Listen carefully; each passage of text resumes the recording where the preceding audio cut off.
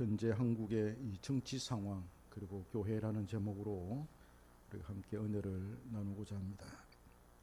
지금은 좀 덜 하지만 옛날부터 사람들은 이 세상의 종말에 많은 관심을 가지고 있었습니다. 이 현상이 초대교회 성도들에게는 더욱 심하게 나타나기도 했는데요. 주님께서 종말에 대해 말씀하셨기 때문입니다. 마태복음 24장은 마지막에 일어날 징조에 대해서 잘 말씀해 주고 있지요. 구약에서도 다니엘서 7장은 미래에 일어날 또 그 종말을 다루고 있는데 이 모든 것들이 다 요한계시록과 연결되어 있습니다. 성경을 좀 알거나 또 이 세상에 대해 염세적인 사상을 지니고 있는 그런 사람들은 이 세상에는 끝이 있고 또 마지막 종말이 있다라는 것을 알고 있어요. 이 극단적인 종교성을 지닌 이단의 교주는 이것을 교모히 이용해서 사람들을 현혹시키고 또 자신의 사람으로 만들고 그들의 재산도 자신의 것으로 만들지요. 일본에서도 미국에서도 또 유럽에서도 비일비재하게 나타나는 그런 현상입니다. 한국에도 기독교 초창기에 이런 종말의 사상이 활개를 친 적이 있었는데요. 1992년도지요. 그때의 사회적인 문제로까지 이것이 이슈화된 적이 있습니다. 이단들이 흰 옷을 입고 산에 올라가서 휴거되기 위해서 재림의 주님을 기다리는 그런 모습을 한국의 KBS 국영방송이 특집으로 다룬 적이 있습니다. 정말로 그들의 말대로 휴거가 일어나는가, 세상의 종말이 오는가, 그것을 확인하고 싶었던 것이죠. 그러나 그 일은 일어나지 않았습니다. 그 일로 사람들은 종말은 없다, 종말은 오지 않는다라고 생각하기 시작하였습니다. 정통교회에서도 종말에 대한 신앙은 이때부터 쇠퇴의 길로 긋기 시작합니다.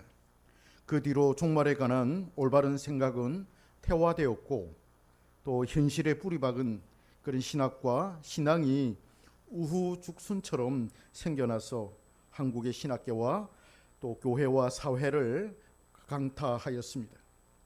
하나님의 나라의 미래성보다는 현재성을 더 강조하게 되었죠. 미래의 하나님 나라보다는 현재에 이루어지는 그 하나님에 대해서 많은 학자들이 관심을 가지고 연구하기도 시작했습니다. 내세에 대한 소망이 식어진 현상의 결과라고 할 수가 있겠습니다. 지금의 한국 교회는 다가올 내세에 대해 큰 관심을 기울이지 않습니다. 현실의 문제, 삶의 문제에 대해서 매우 골몰합니다. 이 세상에서 우리가 어떻게 잘 살 것인가? 우리가 잘 살려면 정치가 안정이 되어야 하고 국가의 이념이 참으로 중요한데 어떻게 그 정치를 또 국가의 이념을 바로 세울 수 있을 것인가?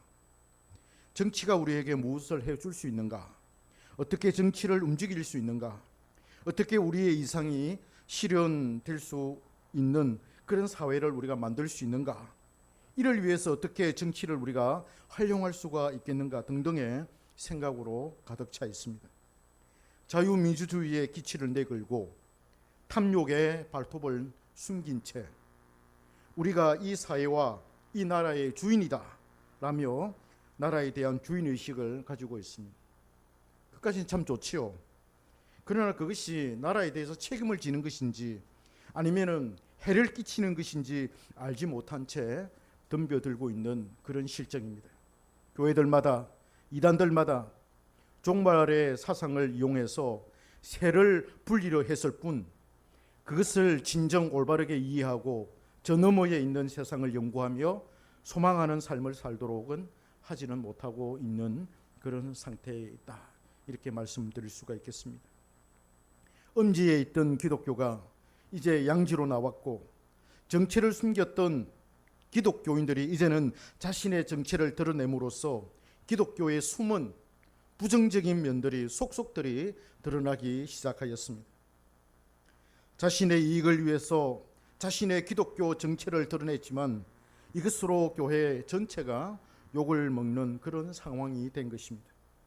교회와 정치는 분리할 수 없다는 둥, 기독교인과 교회가 적극적으로 정치에 가담해야 된다는 둥, 현실 정치에 열을 올리는 이유도 이 세상에서 더 잘 살고 더 성공하고자 하는 그런 욕망 때문이라는 진단을 내리지 않을 수가 없습니다. 내세에 대한 소망이 사그라들고 그것에서 오는 구원의 두려움과 죄에 대한 경각심이 사라지고 있습니다. 그럼에도 불구하고 우리는 마지막 날을 생각해야 합니다.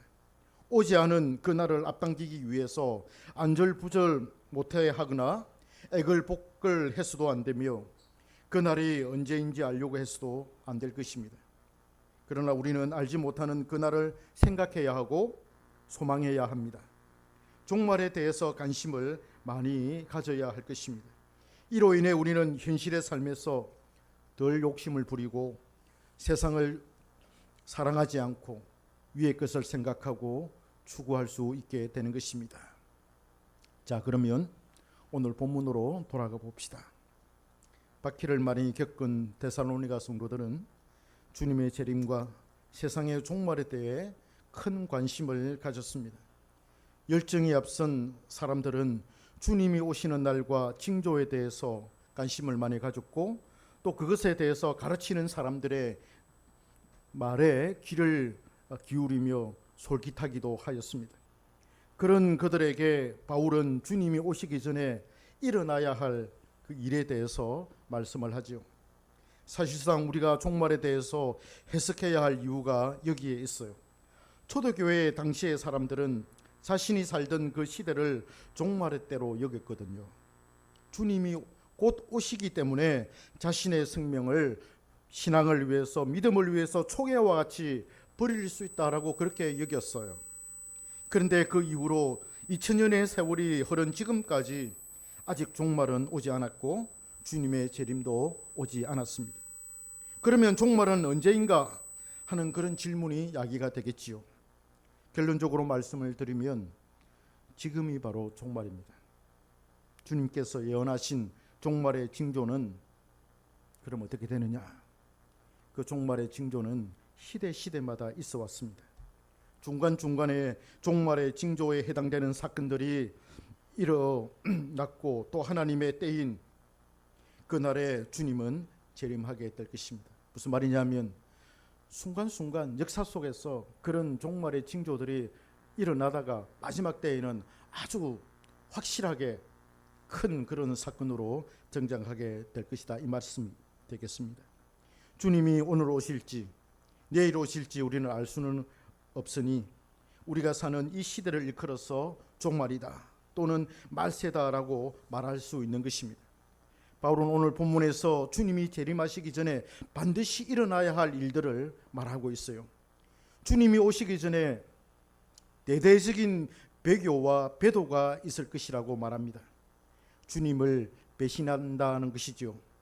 실제로 이슬람의 마호멧 군대인 오스만 투르크 군대가 콘스탄티노플을 침공해서 점령했을 때 콘스탄티노플, 지금의 튀르키예죠. 그 튀르키예의 종교는 기독교였고 대부분의 사람들이 기독교인들이었습니다. AD 1100년경 오스만 투르크에 의해서 이슬람이 반강제적으로 전해지자 너도 나도 할 것 없이 모두 기독교에서 이슬람으로 개종하게 되었습니다. 대대적인 배교가 일어난 것이죠.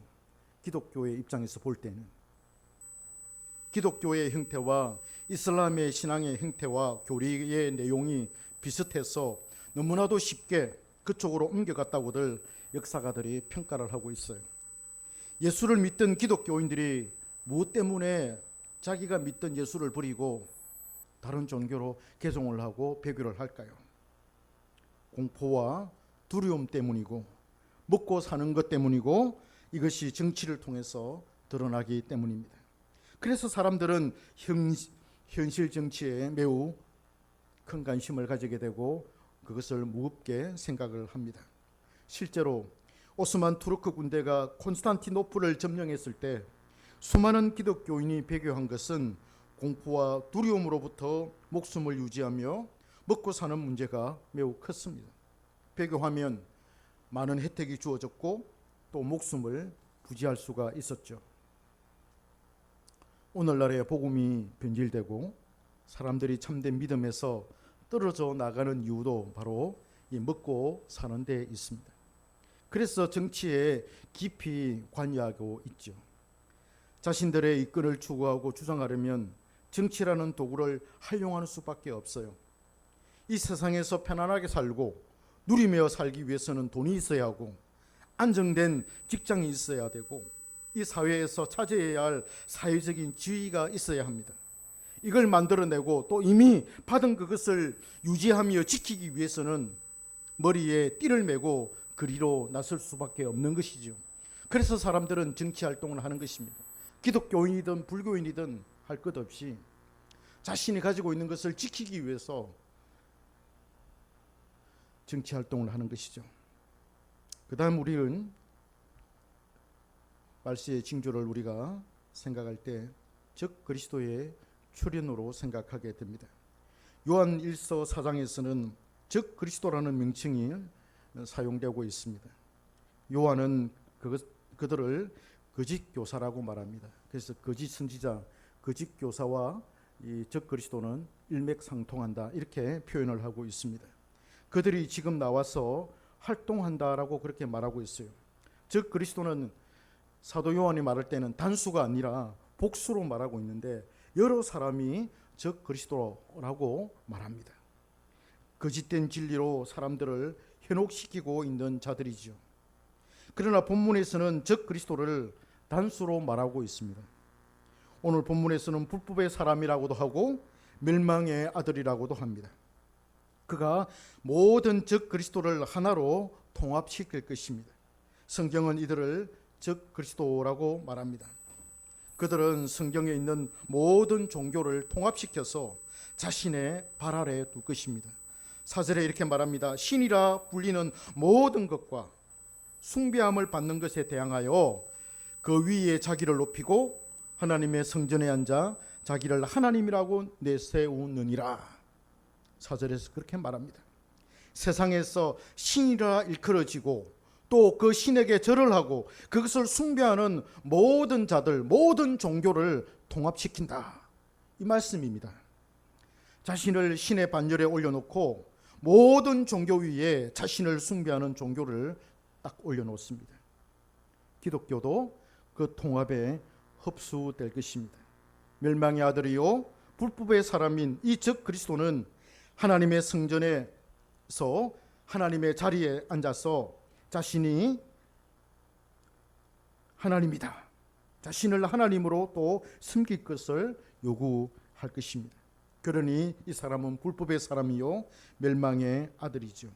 여러분 우리가 통합이라고 할 때는 통합이라는 말을 참 좋게 생각할 수가 있습니다. 모든 사람들이 다 하나가 되는 것 아니냐 좋게 생각할 수가 있습니다만은 그러나 엄밀하게 우리는 이것을 구분을 좀 해야 되겠는데요. 연합이라는 말과 통합이라는 말은 서로 우리가 구분해서 사용해야만 합니다. 우리 기독교 안에서 하나가 된다라고 이야기할 때는 연합이라는 용어를 사용해야 되는 것입니다. 연합은 같은 것이 하나가 되는 것을 이야기하는 겁니다. 질이 같은 것이 하나가 되는 것을 말하는 것이고 이거는 자연적인 현상이다라고 볼 수가 있습니다. 그러나 통합은 다릅니다. 통합은 이질적인 것이 하나가 되는 것이고 이거는 강제성을 띠고 있습니다. 정치성을 띠고 있다는 거예요. 이게 통합이고 연합은 자연적인 것이고 또 질이 같은 것이 하나가 되는 것. 이게 연합으로 우리가 이해할 수가 있겠습니다. 그러나 이 불법의 사람, 이 즉 그리스도는 모든 종교를 통합시킬 것입니다. 그가 이 세상을 홀로 다스리는 독재자로 변신할 것입니다. 폭군이 되는 것이죠. 그는 이 모든 것을 합법적으로 할 것입니다. 관련 법규가 없으면 법을 만들어서 법의 힘으로 자신을 신격화할 것입니다. 그는 그럴 만한 막강한 힘이 있습니다. 사탄이 그에게 부여한 막강한 권력이 있기 때문에 어느 누구도 감히 그 힘에 도전할 수가 없을 것입니다. 오늘 본문 9절과 10절에서는 이렇게 말합니다. 악한 자의 나타남은 사탄의 활동을 따라 모든 능력과 표적과 거짓 기적과 불의의 모든 속임으로 멸망하는 자들에게 있으리니라고 말합니다. 사탄이 한 사람을 딱 지목해서 그에게 권세를 주어서 그 일을 하게 한다라는 말입니다. 예수님께서 공생애를 시작하시기 전에 사탄이 예수님께 와서 예수님을 시험합니다. 예수님을 높은 곳에 데리고 가서는 세상이 훤히 내리다 보이는 그곳에 딱 세워놓고 자기에게 절을 하라. 내게 절을 하면은 네가 보는 이 세상을 너에게 주겠다. 네가 십자가를 지지 않아도, 십자가를 지지 않고 고생하지 않고 죽임을 당하지 않아도 내가 이 세상을 너에게 줄게. 이 세상의 영광을 너에게 줄게라고 예수님을 미혹하였던 것입니다. 오늘 본문의 이 즉 그리스도는 그 사탄의 미혹에 넘어가서 사탄의 졸개가 되어 그 일을 행할 것입니다. 일시적으로는 자신이 이 세상의 가장 큰 통치자가 되고 가장 탁월한 신이 되어서 세상과 하늘을 호령하니 얼마나 만족스럽겠습니까? 그러나 이것은 잠시뿐입니다. 8절에서는 그리스도께서 오심으로 그를 죽일 것이다. 그리스도께서 그를 죽일 것이라고 말씀을 합니다. 그럼에도 불구하고 저 그리스도의 활동은 매우 무서울 것입니다. 그의 통치 기술은 통합입니다. 그게 기술적으로 나타날 것입니다. 모든 것을 자신의 발 아래로 통합시킬 것입니다. 종교의 대통합이 두드러지게 나타날 것입니다. 모든 것을 자신에게로 통합시켜서 자신이 통치자가 되고 법이 되고 독재자와 폭군을 넘어 바로 신이 될 것입니다. 이게 종말의 징조 중에 하나가 될 것입니다. 즉 그리스도의 권세 아래 모든 종교가 하나가 될 것입니다. 여러분, 신학자들 중에 이런 이야기를 하는 사람들이 있죠. 모든 종교는 하나다. 그래서 종교다원주의를 외치는 그런 학자들이 있습니다. 이런 학자들은 덩실덩실 춤을 추면서 그 논리와 근세에 가담해서 큰 이권과 근세를 부여받을 것입니다. 맞습니다. 당신의 말이 옳습니다. 우리가 신학적으로 연구해봐도 그것을 증명하고 있고 지지하고 있습니다. 당신이 옳습니다. 당신이 바로 하늘에서 보내주신 그런 위대한 자입니다라고 하면서 축혀 세울 것입니다. 기존 종교들이 하나가 된다는 것은 이슬람의 알라와 기독교의 하나님이 하나가 되고 불교의 석가모니와 각종 이단들의 교주들이 그 앞에서 무릎을 꿇고 그를 신이라 외쳐댈 것입니다. 실제로 이러한 일들이 이미 일어난 적이 있습니다. 완벽하게 일어난 것은 아니지만은 이러한 현상은 역사 속에서 늘 있어 왔습니다. 여러분, 제2차 세계대전 당시만 하더라도 우리는 독일과 일본을 통해서 이것을 알 수가 있어요. 독일의 히틀러는 거의 신처럼 추앙을 받은 존재였습니다. 그런 독일의 모든 종교를 통합시켰습니다. 기독교의 신학자들도 모두 히틀러의 권세 앞에 무릎을 꿇고 그의 선전 도구가 되었습니다. 보네포와 같은 사람들은 그를 즉 그리스도라고 규정을 하고 그에게 저항을 했지만 거의 대부분의 신학자들은 히틀러가 던져주는 음식과 약간의 권세에 그들은 매료당했습니다. 배도와 배교가 일어난 것입니다. 그래서 우리는 왜 2차 세계대전이 일어났는지, 하나님의 섭리 가운데서 그 일들이 왜 일어났는지, 그때 그 유럽 사람들의 신앙을 우리가 살펴볼 필요가 있습니다. 헤르만 바빙크는 그 당시 세계 2차 대전이 일어나기 전에 독일에서 개혁주의 신학교라든지 개혁파 신학을 부르짖는, 올바른 신학을 부르짖는 신학교는 단 한 군데도 없었다라고 이야기합니다. 단 한 군데도 없었다. 그만큼 독일은 신학적으로 죽어 있었다라고도 볼 수가 있겠습니다. 일본은 어떻습니까? 일본의 천조 대신 아마테라스 오미카미라고 말하죠. 그는 태양신이라고 불리웁니다. 유일신이었습니다. 일본인들은 그 신의 후손으로서 택함받은 민족이다, 자신들은 그렇게 자부하고 있었습니다. 일본이 지배하는 모든 국민은 그 신의 백성이요 신민이었고 또 택함을 받았다라고 해서 선민이다, 이렇게 그들은 생각했습니다. 일본 민족의 우월성이 여기서 나왔죠. 그리하여 이 세상의 모든 사람은 누구나 그 신에게 절을 해야 했고 숭배해야 했습니다. 실제로 일본은 한국의 큰 도시들마다 시내가 훤히 내려다 보이는 그런 높은 곳에 신사를 지어놓고 사람들을 그곳에 불러 모아서 일본 신을 숭배하게 하였습니다. 기독교 교회도 마찬가지였습니다.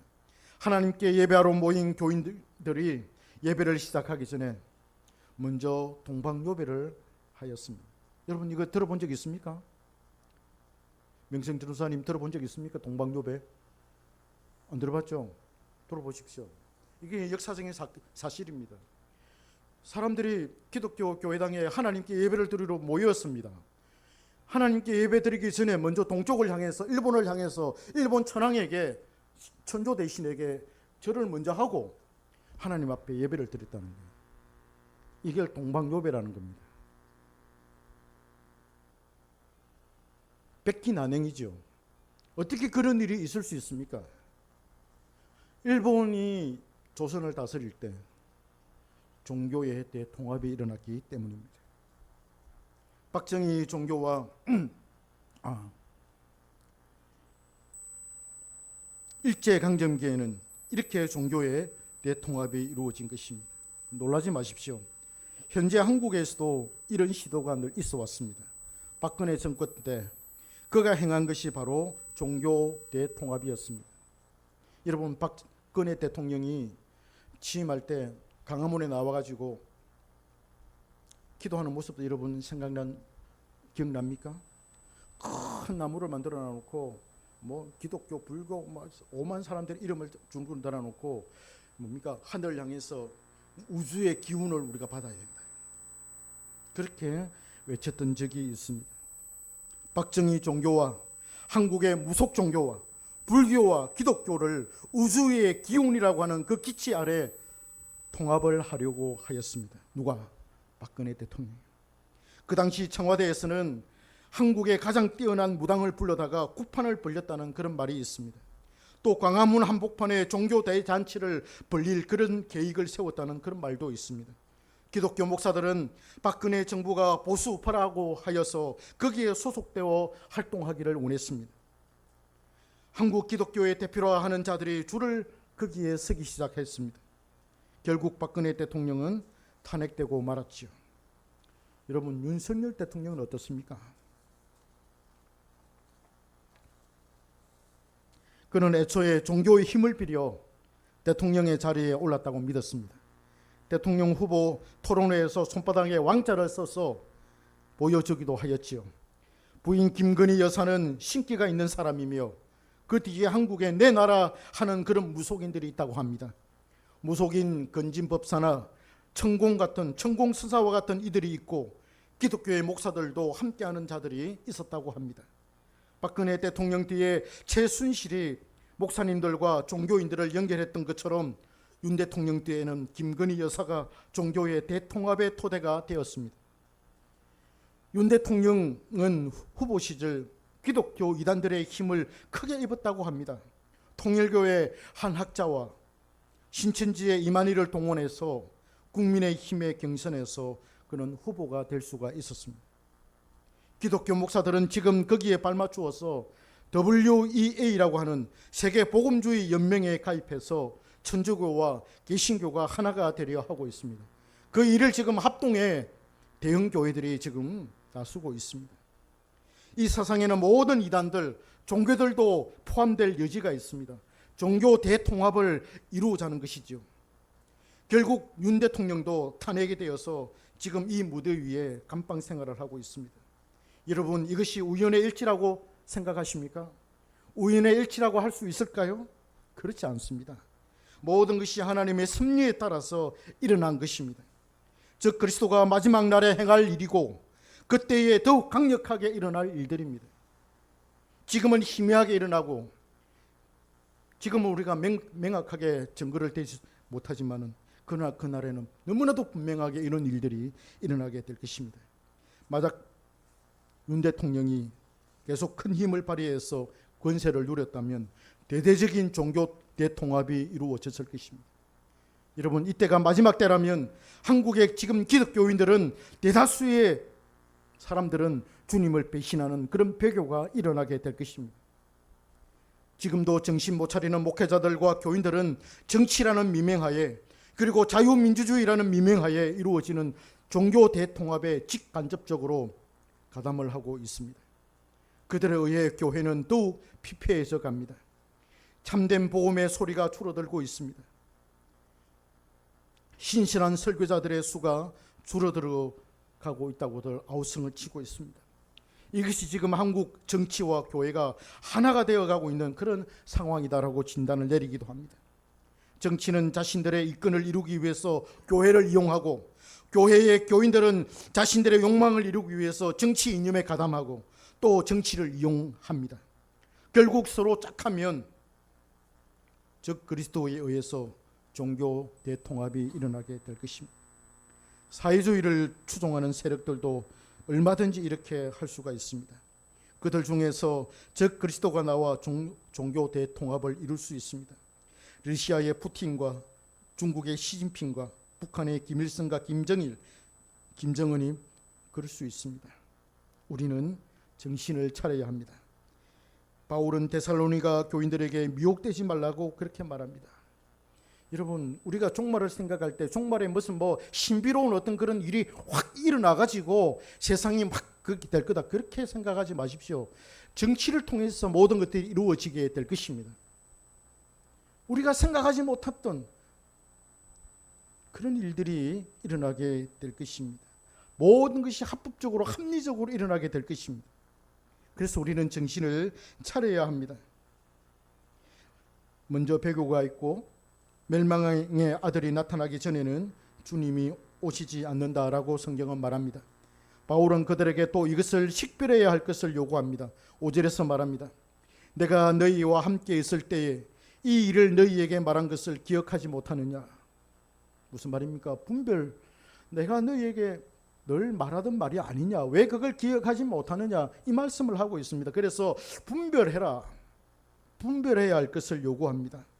우리는 지금의 한국 교회와 정치 상황을 보면서 충분히 즉 그리스도적이라고 말하면서도 지금이 주님이 재림하실 때이다라고 말을 해서는 안 됩니다. 다만 우리는 표대를 향해 전진할 때 이것을 구별해야 하고 식별하여서 앞으로 이와 같은 일이 더욱 강하게 심하게 일어날 것을 우리는 알아야 한다는 것입니다. 뿐만 아니라 우리는 그러한 종교 대통합을 꿈꾸는 정치 지도자들을 배격해야 하고 예의주시하면서 그가 사탄의 힘으로 활동하는지 어떤지를 살펴야 할 것입니다. 그럼에도 불구하고 주님은 당신의 백성들을 지켜주시고 보호하셔서 거기에 가담하지 않게 해 주실 것입니다. 즉 그리스도가 행하는 모든 일들을 올바르게 분별하고 이해하여서 끝까지 믿음을 지키도록 우리 주님께서 우리를 인도해 주실 것입니다. 정치에 너무 깊이 몰두하지 마시고, 그렇다고 아예 관심도 끄지 마시고 하나님의 섭리가 나타나도록 기도합시다. 할렐루야. 정치가 종교를 이용하지 못하도록, 종교가 정치를 또 이용하지 못하도록 그렇게 해야 될 것입니다. 그게 바로 교회가 해야 할 역할입니다. 왜 교회가 그 난장판에 뛰어드느냐는 것입니다. 이 세상에 가장 고귀한 곳이 어디입니까? 교회이지 않습니까? 왜 교회를 더럽히느냐는 것입니다. 교회의 표주 중에 하나가 거룩성이지 않습니까? 사도성, 거룩성 이렇게 이야기하지 않습니까? 그 거룩성은 세상과 구별됐다는 거지 않습니까? 근데 왜 교회가 세상의 그 더러운 오물을 뒤집어 써야만 합니까? 꼿꼿하게 언덕 위에 바로 서서 진리의 빛을 환하게 비추는 그런 곳이 바로 교회이지 않습니까? 우리가 진리의 말씀을 바로 배우고 이 종말의 때에, 이 마지막 때에 하나님의 말씀을 옳게 분별하여서 꼿꼿하게 우리가 걸어간다면 저 그리스도가 나타나도 그렇게 우리 시대에는 힘을 쓰지 못할 것입니다. 왜냐? 교회가 깨어있고 교회가 살아있고, 교회가 깨어있고 교회가 살아있다라는 말은 교회 안에 올바른 진리의 말씀이 살아있고 성도들이 그 진리의 말씀을 배우고 그 진리의 말씀을 따라서 올바르게 판단하고 올바르게 생각하고 올바르게 걷는다라는 그런 말이 되지 않겠습니까? 강단에서 말씀을 선포했을 때 하나님의 백성들이, 성도들이 그 목사님의 그 말씀을 진리의 말씀으로 받아들이고 옳게 분별하여서 그 말씀을 따라 걷는다면 나는 그게 목회의 성공이라고 생각합니다. 한 사람이든 두 사람이든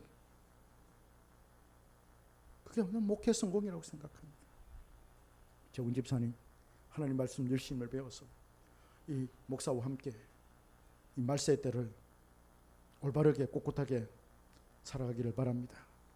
우리 두분 전도사님도, 우리 김항수 형제님도, 동영이도 이 말세의 때를 우리가 하나님의 말씀을 부여잡고 내가 성공하기 위해서 살아가는 게 아니라 하나님의 이 진리를 붙들고 내가 천성을 향해서 표대를 향해 나아가는 사람이다 라는 걸 명심하시고 현재를 힘차게 살아가시는 우리 모든 성도님들 되시기를 주님의 이름으로 축복합니다.